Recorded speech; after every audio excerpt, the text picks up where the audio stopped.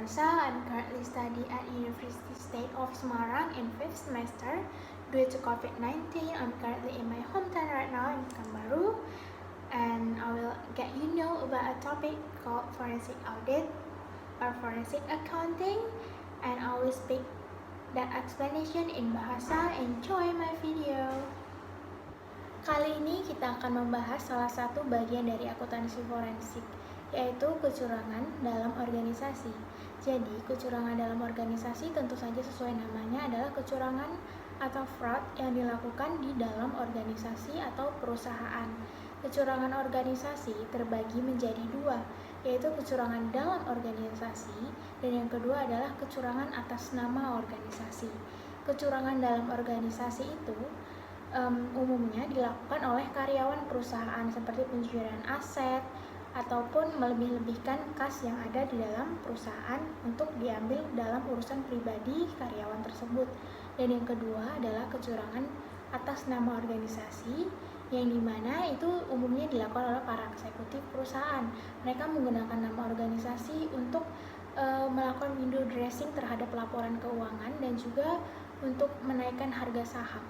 Association of Certified Fraud Examiners membagi fraud menjadi ketiga jenis, yaitu yang pertama ada penyalahgunaan aset, yang kedua ada korupsi, dan yang ketiga ada laporan keuangan yang mengandung kecurangan. Nah, mari kita bahas satu-satu mulai dari penyalahgunaan aset. Penyalahgunaan aset biasanya dilakukan oleh pemasok, pelanggan, maupun karyawan perusahaan itu sendiri. Ada banyak jenis dari penyalahgunaan aset ini. Yang pertama adalah penggelapan kas melalui pencurian atau yang sering disebut sebagai larceny. Jadi larceny ini biasanya dilakukan oleh pegawai yang memiliki hak akses terhadap kas. Karena penggelapan kas ini dilakukan setelah terjadinya pencatatan akuntansi dalam perusahaan. Jadi pencurian kasnya ini dilakukan setelah adanya pencatatan di dalam perusahaan. Nah, yang kedua ada penggelapan kas melalui skimming. Bedanya dengan larceny, skimming ini dilakukan sebelum terjadinya pencatatan di dalam akuntansi perusahaan. Jadi uang kas itu dicuri sebelum uang kas tersebut dicatat oleh perusahaan. Contohnya pada penjualan biasanya hal ini paling sering terjadi. Jadi di dalam penjualan tersebut sudah ada transaksi-transaksi fiktif yang terkandung di dalam penjualan tersebut sebelum penjualan tersebut dijadikan sebagai catatan di dalam akuntansi perusahaan. Jadi masih dalam bentuk nota, belum dipindahkan ke dalam perusahaan, tapi sudah ada unsur-unsur fiktif di dalam penjualan tersebut. Hal ini sering dilakukan juga oleh pegawai dari perusahaan tersebut. Yang ketiga ada penggelapan kas melalui pengeluaran yang mengandung kecurangan. Nah, pada pengeluaran yang mengandung kecurangan ini yang paling sering dipalsukan adalah cek. Seperti yang kita tahu, cek itu merupakan salah satu jenis instrumen keuangan. Nah, perusahaan biasanya melakukan pembayaran melalui cek ini biasanya dengan transaksi-transaksi yang nominalnya lumayan besar bagi perusahaan tersebut. Nah, kenapa cek ini bisa sering dipalsukan padahal konfirmasi dan otorisasinya jelas? Cek itu harus ditandatangan oleh pihak ini dan harus ditandatangan oleh dikonfirmasi oleh pihak bank juga. Kenapa masih ada pemalsuan cek? Itu disebabkan karena pemanfaatan unsur-unsur yang ada di dalam cek tersebut diketahui oleh bagian akuntansi di dalam perusahaan. Jadi mereka cenderung menyalahgunakan cek dengan melebihkan atau overstate suatu cek. Itu paling sering dilakukan. Selain itu juga cek itu sering tanda tangannya dipalsukan, jumlahnya dipalsukan seperti overstate yang tadi saya bilang. Kemudian pihak-pihak yang terkait di situ juga dipalsukan. Hal-hal seperti itu sering terjadi di dalam jenis pemalsuan cek. Selanjutnya kita akan membahas jenis fraud yang kedua, yaitu korupsi. Korupsi itu biasa dilakukan oleh pegawai berkerah putih yang ada dalam perusahaan guna untuk mendapat perlakuan khusus.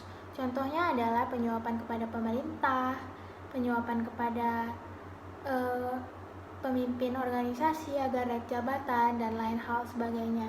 Korupsi ini dibagi menjadi 4 skema. Skema yang pertama adalah skema penyuapan. Skema penyuapan terbagi menjadi dua, yaitu skema kickback dan skema betraying. Skema kickback dan skema bid rigging sama-sama dilakukan oleh pemasok. Skema kickback dilakukan pemasok untuk menyuap pegawai agar mendapat transaksi yang lebih saji atas penagihan yang lebih saji. Biasanya pemasok bekerja sama dengan pegawai dengan tujuan untuk mendapatkan transaksi lebih saji, kecurangan lebih saji yang dilakukan oleh pemasok dan juga karyawan yang dia ajak bekerja sama. Kemudian skema bid rigging adalah penyuapan yang juga dilakukan oleh pemasok kepada pegawai yang memiliki otoritas atau kemampuan untuk dapat memilihnya sebagai pemasok di dalam perusahaan tersebut. Nah, nanti pegawai tersebut akan disuap oleh pemasok agar pemasok tersebut terpilih menjadi pemasok di dalam suatu perusahaan. Tentunya hal ini dilakukan oleh karyawan yang memiliki otorisasi terhadap hal ini. Selanjutnya, yang kedua adalah skema konflik kepentingan. Biasanya, skema konflik kepentingan ini dilakukan oleh pegawai atas dasar tujuan pribadi yang menguntungkan bagi dia maupun keluarganya. Skema konflik kepentingan ini biasanya dilakukan oleh karyawan. Selanjutnya, yang ketiga adalah skema pemerasan ekonomi. Skema pemerasan ekonomi ini dilakukan oleh baik pemasok ataupun karyawan, di mana pemasok bisa memeras karyawan ataupun karyawan memeras pemasok agar pemasok tersebut bisa menjadi pemasok utama atau pemasok yang selalu terpilih di dalam sebuah perusahaan. Kemudian selanjutnya, yang ketiga adalah skema penerimaan ilegal. Skema penerimaan ilegal ini adalah skema korupsi yang keempat dan yang terakhir yang paling jarang dilakukan. Skema ini hampir sama dengan penyuapan. Selanjutnya, ada jenis kecurangan atau fraud yang ketiga, yaitu laporan keuangan yang mengandung kecurangan. Biasanya, organisasi melakukan hal ini dengan cara memanipulasi laporan keuangan perusahaan mereka, baik dengan overstate maupun understate. Hal ini biasanya kita kenal dengan window dressing laporan keuangan. Jadi laporan keuangan tidak menunjukkan hal yang sebenarnya atau yang semestinya, atau bisa kita bilang laporan keuangan itu sudah dimanipulasi sedemikian rupa agar terlihat baik dan menarik di mata investor, sehingga investor mau menginvestasikan uang mereka dalam perusahaan tersebut. Karena di dalam laporan keuangan tersebut terlihat bahwa aset dan pergerakan aktiva maupun pasifanya itu baik, padahal mungkin tidak begitu dalam kondisi real dan situasinya. Hal inilah yang dapat merugikan investor karena mereka menginvestasikan uangnya itu biasanya berdasarkan laporan keuangan yang disajikan oleh perusahaan, dan di sini perusahaanlah yang mendapatkan keuntungan melalui modal yang diinvestasikan dari investor tersebut. Selanjutnya, kita akan membahas salah satu kasus dari kecurangan terhadap organisasi, yaitu Satyam Case. Kasus Satyam ini terjadi di India. Kasus Satyam ini menurut saya itu kasus Enron-nya di India. Kenapa? Karena kasusnya itu hampir-hampir mirip. Sebelum itu, tentunya kita harus mengenal Satyam itu perusahaan apa sih? Nah, perusahaan Satyam ini adalah perusahaan yang bergerak di bidang computer service dan IT. Perusahaan ini didirikan oleh Ramalingga Raju pada tahun 1987 di India. Perusahaan ini awalnya hanya memiliki 20 karyawan saja. Namun seiring perkembangan yang sangat-sangat pesat, perusahaan ini pada tahun 2007 memiliki 13 ribuan karyawan. Nah, pada tahun 2007 juga Ernst & Young memberikan penghargaan terhadap perusahaan ini sebagai Entrepreneur of the Year. Tahun 2008, Badan Tata Kelola Dunia memberikan penghargaan kepada Satyam Peacock of the Year. Artinya, Satyam memiliki tata kelola perusahaan yang baik.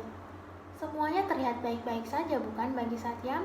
Menerima penghargaan dari Ernst & Young, menerima penghargaan dari Badan Tata Kelola Dunia, dan banyak sekali penghargaan lainnya yang diterima oleh perusahaan Satyam. Namun, secara mengejutkan, Ramalingga Raju selaku pendiri Satyam pada tanggal 7 Januari 2009 mengumumkan bahwa ia telah memanipulasi laporan keuangannya selama bertahun-tahun. dan diperkirakan bahwa sudah 6 tahun dia memanipulasi laporan keuangannya dan baru terungkap pada tahun 2009 tersebut. Sangat mengejutkan bukan? Pemiliknya sendiri yang mengakui perbuatannya tersebut di depan publik dengan mengadakan konferensi pers. Nah, setelah diinvestigasi, diketahui bahwa Satyam tidak hanya sendiri dalam melakukan kecurangan ini. Kecurangan ini selain dibantu oleh pihak-pihak eksekutif dalam perusahaannya, juga dibantu oleh auditor yang mengaudit perusahaan Satyam ini, yaitu pada saat itu auditornya adalah auditor dari PricewaterhouseCoopers. Kemudian juga secara mengejutkan, auditor dari pihak PricewaterhouseCoopers pada tanggal 14 Januari 2008 mengumumkan bahwa laporan audit yang ia keluarkan selama ini berpotensi tidak reliable atau tidak dapat diandalkan. Hal ini disampaikan langsung oleh auditor dari pihak PricewaterhouseCoopers. Tentu hal ini sangat menyedihkan, bukan? Tidak ada hal yang dapat dipercaya investor lagi di dalam perusahaan Satyam. Baik auditor yang seharusnya independen maupun perusahaan yang seharusnya menyediakan keuntungan bagi si investor malah menipu mereka dengan cara seperti ini, yaitu dengan cara memasukkan laporan keuangan yang disajikan selama ini. Juga tentunya memasukkan pendapat dari auditor PricewaterhouseCoopers.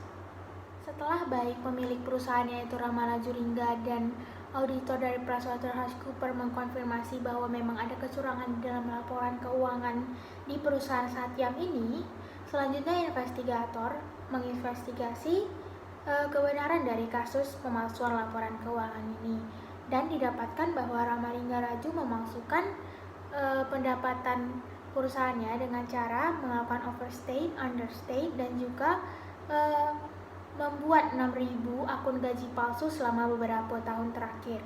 Dan juga auditor PricewaterhouseCoopers terbukti mengetahui hal-hal ini, namun terharang benturan kepentingan antara auditor PricewaterhouseCoopers dengan perusahaan Satyam. Diketahui bahwa auditor PricewaterhouseCoopers ini sudah bekerja selama 8 tahun di dalam perusahaan Satyam ini.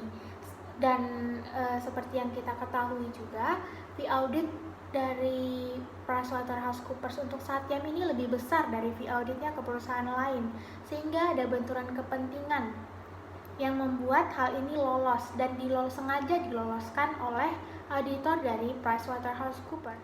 Kemudian sekarang kita bertanya-tanya, apa sih motivasi dari Ramalingga Raju sampai melakukan hal ini, sampai melakukan hal yang melukai investor mereka yang sudah terlanjur percaya kepada mereka akibat pertumbuhannya yang bisa dibilang sangat baik ya. Dari mulai tahun 1987 sampai 2009, pertumbuhan Satyam ini luar biasa. Dari karyawan yang hanya 20 orang menjadi 13 ribuan lebih orang.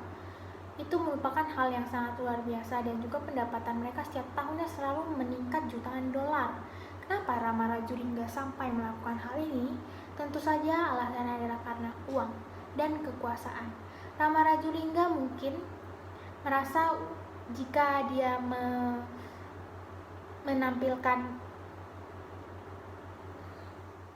menampilkan laporan keuangan yang sesuai dengan keadaan perusahaan, mungkin investor akan menarik investasinya karena keuangan perusahaan saat itu sedang kurang baik.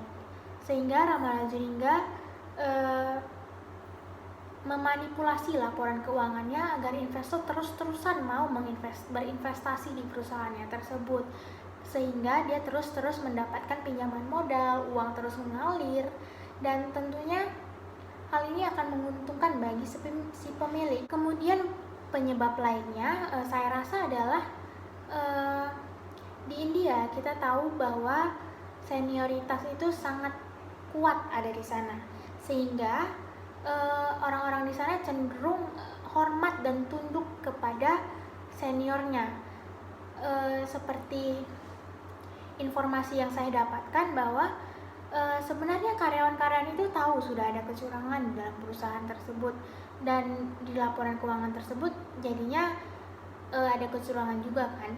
Nah, Namun, karena senioritas yang kuat tersebut di India, tidak ada karyawan yang berani untuk menyampaikan hal ini karena mereka takut akan seniornya, dan bila seniornya itu bisa dibilang gila hormat dan mereka takut dipecat. Hal itulah yang menyebabkan kasus ini tidak dilaporkan sebelumnya oleh karyawan-karyawan yang sudah mengetahuinya.